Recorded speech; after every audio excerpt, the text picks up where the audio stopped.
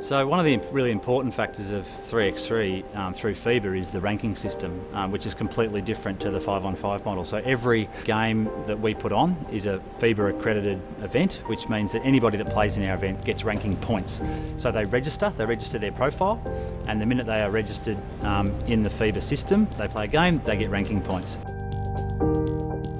You can check as a kid how you're going on your telephone. The interesting thing about the ranking points is that to qualify as a player for your country, you need to be effectively leading the rankings in your country. And for Australia to actually qualify for the 2020 Games, for example, they need to be a certain ranking to actually qualify.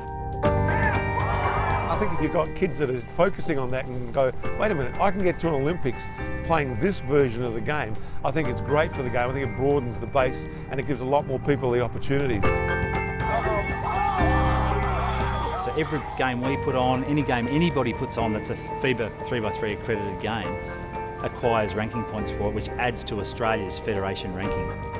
So it's really important across the board that people are actually registering through the system and that the FIBA point ranking system is being utilised, because ultimately that's what's going to determine whether or not Australia is playing in the games, both for men and women.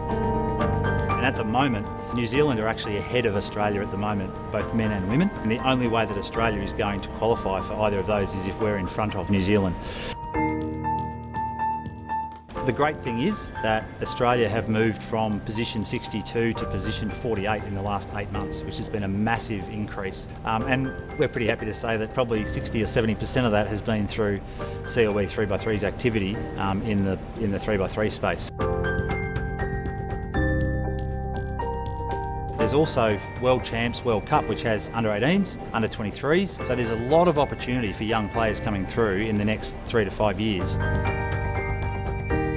So we always just encourage, the more that you can play, the more exposure you can give yourself, the more that you can promote yourself, the higher up the rankings you're going to get. And if you're in that top 10, top 20, you have to be part of the potential inclusion in the Australian team.